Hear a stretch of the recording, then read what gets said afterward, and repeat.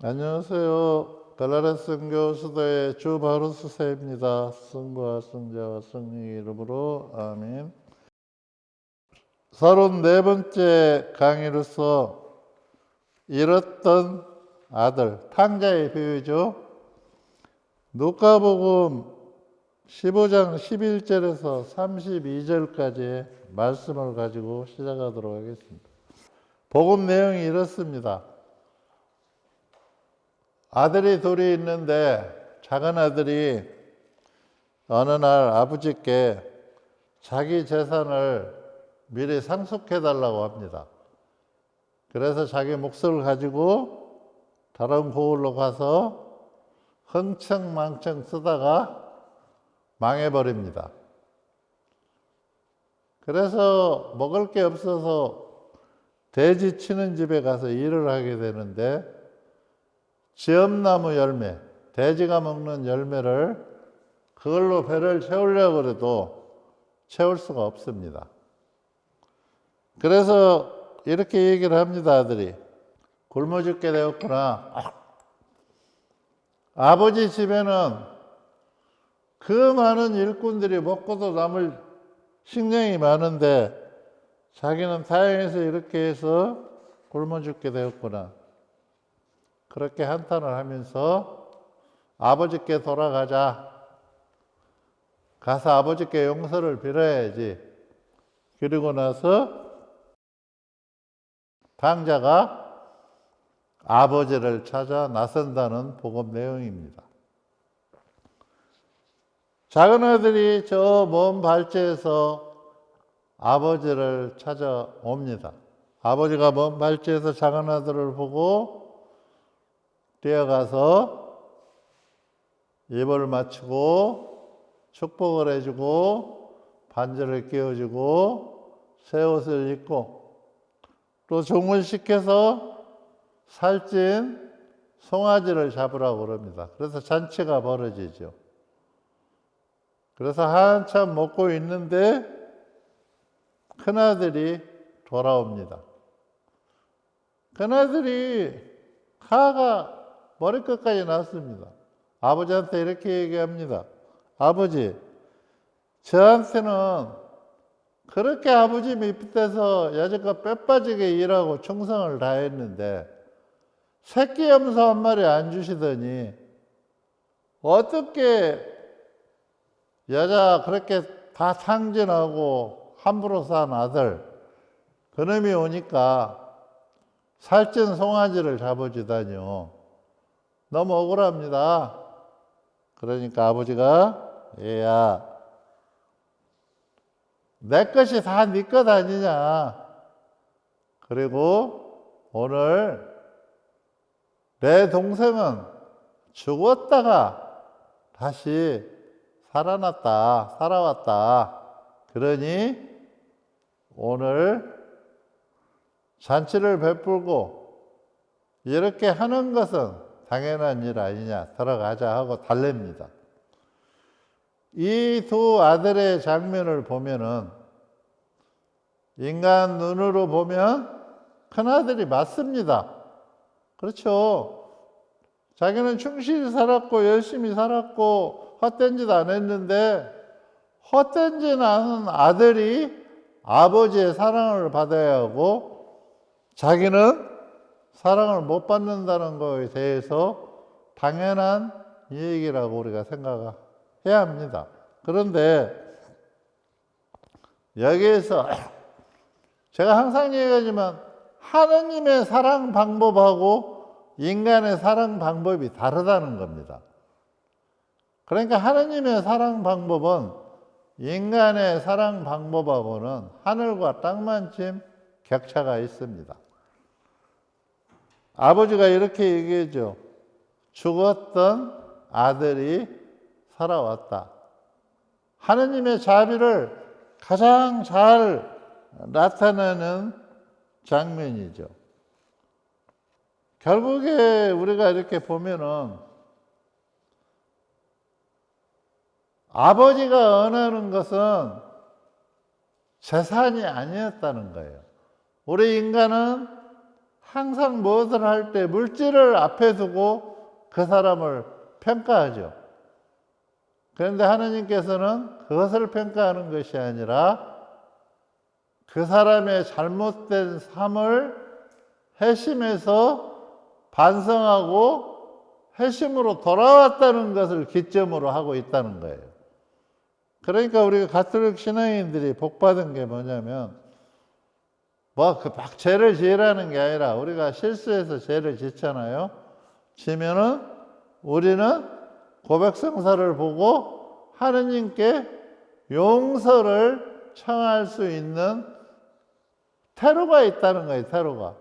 그래서 우리는 성사를 통해서 하느님의 용서를 청하고 하느님과 화해해서 하느님의 본성이 무너진 것을 복원시키는 거예요.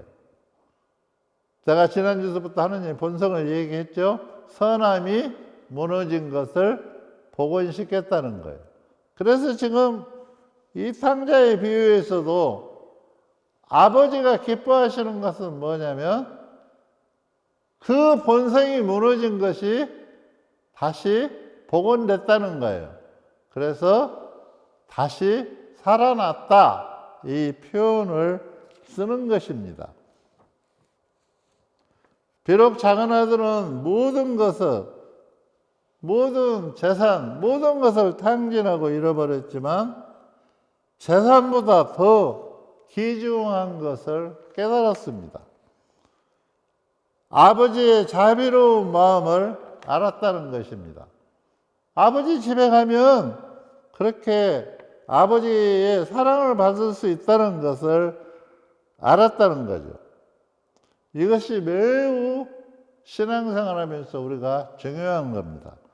결국에 우리가 하느님 아버지의 자비와 사랑을 알고 신앙생활을 하느냐 못하고 하느냐에 따라서 우리의 신앙 관점이 달라진다는 거예요. 우리가 무엇이 중요한지 모르고 살아갈 때가 많이 있습니다.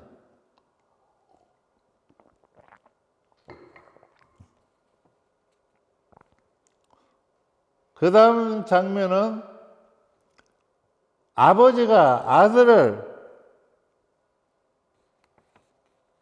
맞이하는 자비로운 장면이라는 것입니다. 그러니까 하느님 아버지의 장면이 아버지를 통해서 우리에게 드러나고 있는 것입니다. 죽었던 아들이 살아왔다는 것입니다. 그러니까 하느님은 항상 우리가 회심을 하잖아요. 본성이 무너져가지고 그냥 엉망진창으로 살다가 본성을 회복하시면 그렇게 기뻐하신다는 거예요. 그래서 모든 인류가 하느님께서는 구원받기를 바라고 계시는 거죠. 그래서 한 사람도 빠짐없이 당신이 창조한 모든 인간은 구원받는 것을 전제로 자비를 베풀고 계시는 것이죠. 우리가 그것을 깨달아는 거예요. 이 시대의 작은 아들처럼 모든 것을 탕진하고 돌아온 아들을 현대를 살아가는 아버지들이 그렇게 기쁘게 맞이할 수 있을까? 우리가 한번 생각해 봐야 한다는 거예요. 집에서 그렇게 해서 모든 재산을 탕진하고 못된 짓을 하고 돌아왔는데 그게 과연 가능할까요? 근데 부모의 마음은 가능하다고 합니다.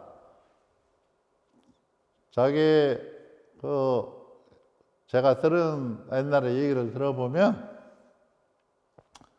이제 아들이 교도소 들락날락하고 하면 아버지가 엄청 실망을 한대요. 아들 하나 있는 놈이 그러고 사니까.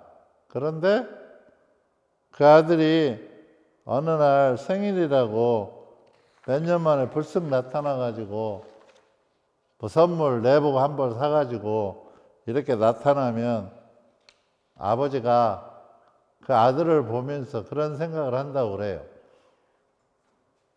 선물을 주면은 선물이 반가운 게 아니고, 야 이놈아, 언제 너는 사랑구실을 할래?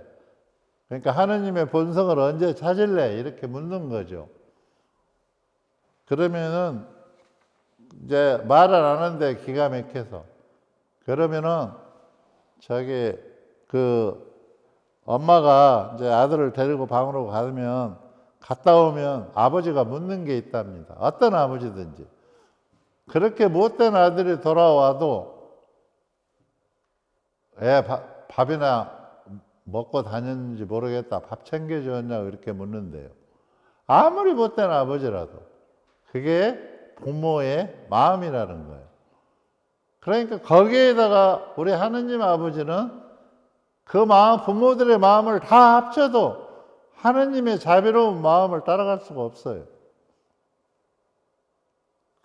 인간이 그런 마음을 가졌는데 하느님은 말할 것도 없다는 거예요. 근데 여기서 우리가 주목해야 할 거는 큰 아들의 반응이라는 겁니다. 큰 아들의 반응은 어떻습니까? 우리를 많이 닮았지 않습니까? 큰아들의 반응이. 아니, 아버지, 나는 열심히 살았는데 왜 못 산 아들놈의 새끼 그렇게 이해해줘요? 우리 닮았잖아요. 우리는 그렇게 판단을 해버리잖아요. 그렇지만 하느님은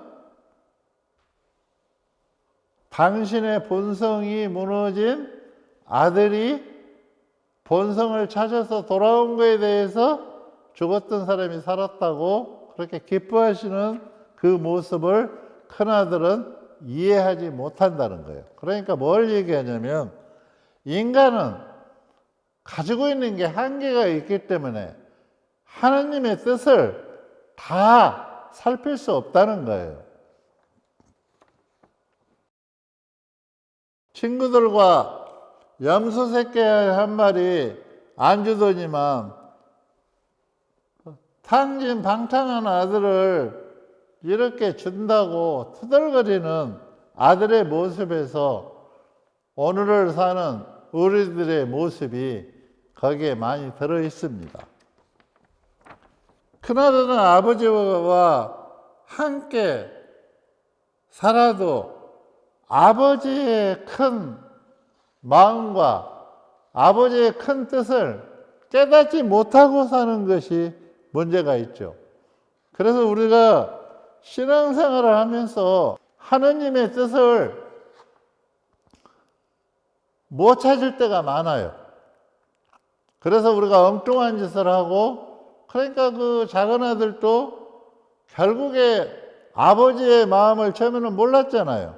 다 상진하고 자기가 없어져 보면서 아버지의 마음을 알듯이 큰아들도 아직은 아버지의 마음을 깨닫지 못하고 살고 있는 모습이 우리들의 모습과 닮았다는 거예요.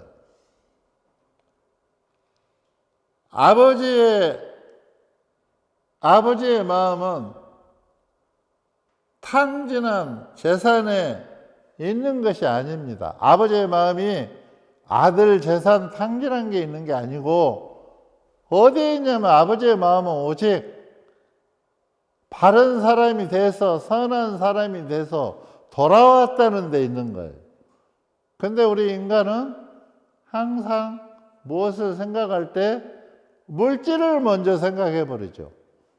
그래서 그것이 아들보다 귀하다고 생각을 하는 거죠. 그래서 문제를 일으키는 거죠. 그런데 아버지의 마음은 거기에 있는 것이 아니라 아들이 회심하고 그 회심을 통해서 복원되고 선함으로 돌아왔다는데 초점이 맞춰져 있다는 거예요. 결국에 우리가 신앙을 살면서 우리가 엎어지고 뒤집어지고 실수하고 죄를 지어도 우리가 다시 복원될 수 있는 아버지가 계시다는 것이 우리 가톨릭 신앙인에게는 어마어마하게 큰 복이라는 겁니다. 왜 그러냐면 우리가 용서받을 곳이 있다는 자체가 우리는 축복의 삶으로 이어지기 때문입니다. 그런 것이 신앙이 없이 생활하는 사람들은 무엇이 잘못돼도 용서받을 곳이 없죠. 모르니까요.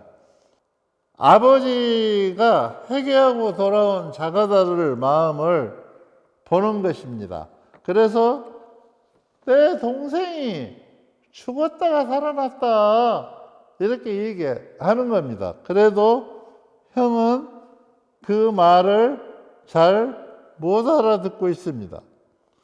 우리가 절망에 빠져 있을 때 하느님 아버지께 돌아갈 용기가 필요하다는 것을 가르치고 계십니다.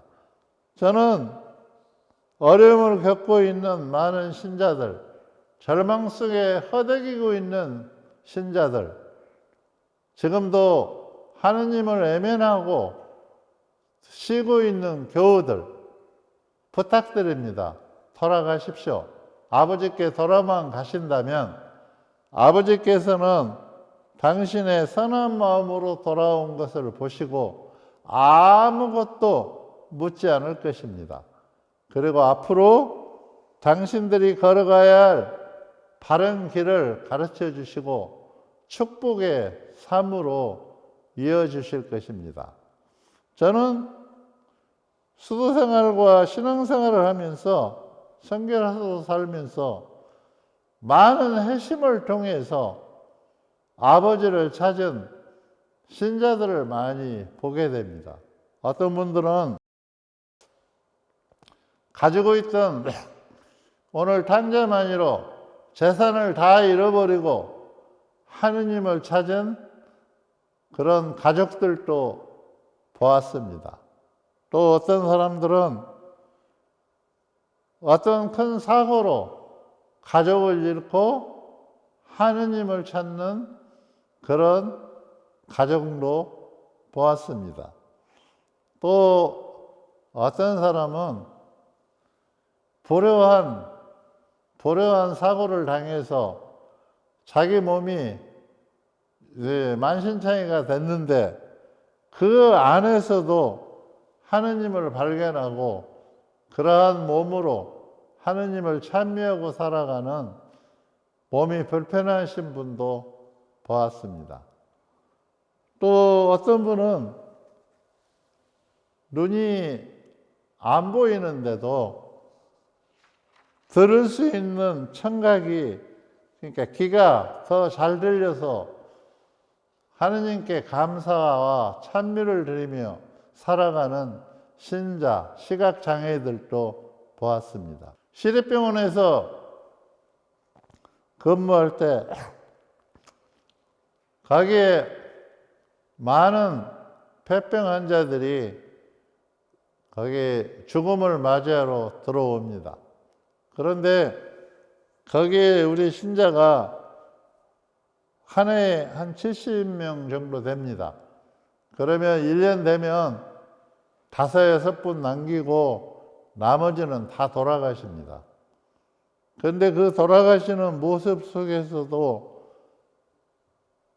회심을 해서 거기에 와서 그 화려했던 인생 그런 것들을 다 뒤로 하고 거기에 와서 마지막 회심을 해서 구원을 받는 많은 신자들도 거기서 보았습니다. 그리고 거기서도 마지막까지도 회심을 하지 않고 이를 이렇게 물고 돌아가시는 분들도 보았습니다. 언안에 차서 이를 닥닥 이렇게 부딪히면서 돌아가시는 분들도 보았습니다. 그리고 대부분은 돌아가실 때 선한 얼굴로 돌아가시는 모습들을 보았습니다. 중국에서 회심하는 사람들을 이렇게 보면은 정말 엉망진창으로 살다가 하느님을 만나서 완전히 360도로 바뀌어서 정말 딴 사람이 돼서 살아가는 그런 신앙인들의 모습도 보았습니다. 공산당이 돼서 수많은 사람을 죽이고 수많은 사람을 어렵게 했던 공산당원이 나중에 신앙인이 돼서 정말 그 짧은 시간이지만 하느님을 찬미하다가 돌아가시는 분들도 보았습니다. 우리 천주교 시조, 저기 이백이라는 시조가 있습니다. 강학회를 해서 처음에 천주교 학문을 연구하신 분이죠. 그분의 후손을 중국에서 만난 적이 있습니다. 근데 그분이 문화 간장을 했습니다. 그래서 그분이 문화 간장이라면 공산당에서는 서열이 굉장히 높은 겁니다. 그래서 그분이 6.25 때 중공군으로 와서 전쟁에 참여했습니다. 그래가지고 북진가, 그러니까 저희 북한에서 부르는 여기를 행군할 때 노래를 다 지어서 수많은 사람들을 격려하고 그걸로써 수많은 사람이 죽었잖아요, 6.25 때. 그런 전쟁에서 전쟁 영웅이 됐어요. 그래서 중국에서 1급 공산당 특별당원이에요. 모든 게 무료예요. 아파트고 뭐고 모택동 세대다 해가지고 그렇게 많은 사람을 죽이고 많은 사람을 짓밟았는데 저를 만나고 그렇게 해서 이분이 세례를 받았어요. 요한이라는 세례를 받아가지고 자기 조상이 200이라는 것을 알고 너무너무 후회스러워서 정말 눈물을 몇 년 동안 흘리면서 그렇게 사시는 모습을 보았습니다. 마지막 참여했죠. 그리고 부인도 무용 이런 거 하는데 김일성 생일이면 가서 무용 춤추고 그랬대요. 그런데 그런 분들도 회심을 해서 돌아와서 정말 성당을 열심히 다니고 그러한 회심을 통해서 돌아와서 탕자의 비유처럼 돌아온 아들들을 볼 수가 있었습니다.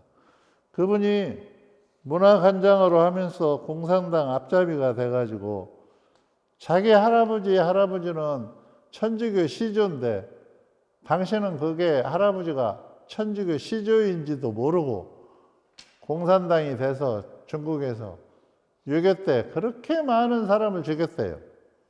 그런데 그거 모르고 그렇게 한 거예요.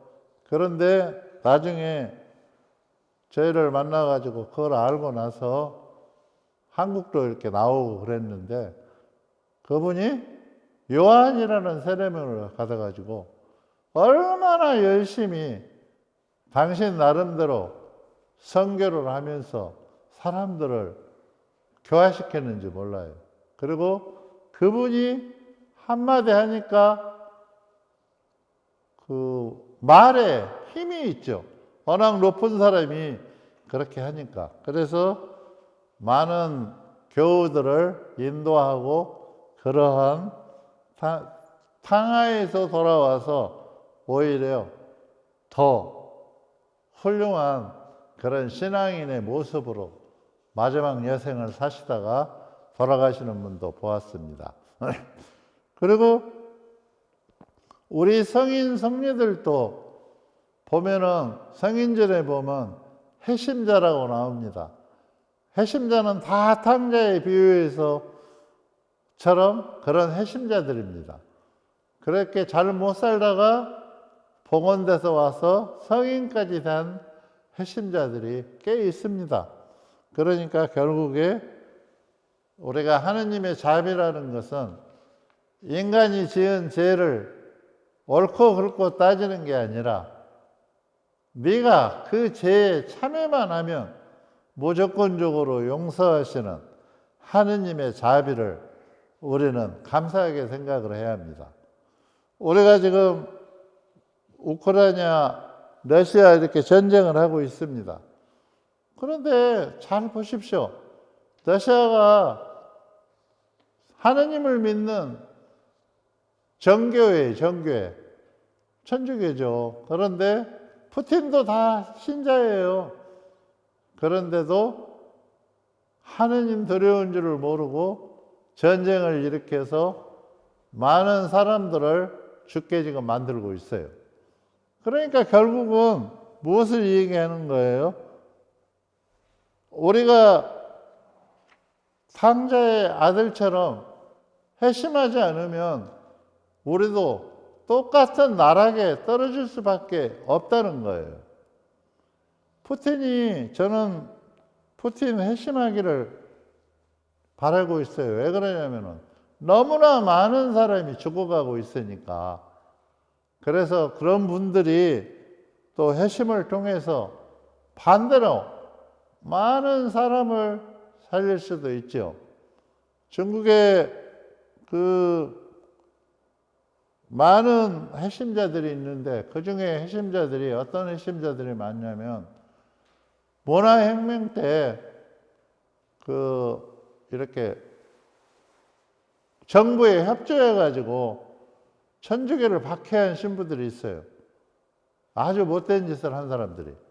그런데 그런 사람들을 위해서도 교황님은 기도해야 한다고 하잖아요. 그것이 바로 뭐를 얘기하냐면 하느님의 자비를 드러내는 거예요. 그래서 우리가 우리 눈으로 보고 그 사람을 판단하고 죄인으로 판단하지 말라는 거예요.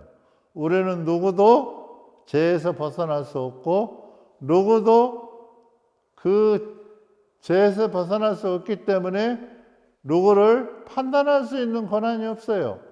오직 죄에 대한 판단은 하느님만이 하실 수 있고 또 하느님만이 자비를 베풀어서 우리의 죄를 용서할 수 있는 거예요. 그래서 우리 가톨릭 신자들은 돌아갈 곳이 있어요. 우리가 잘못해도 그렇다고 해서 잘못하고 살아라는 얘기가 아니라 실수해서 잘못해도 하느님 아버지께 돌아가서 용서를 빌 곳이 있고 용서를 받을 곳이 있고 복원시킬 곳이 있다는 거예요.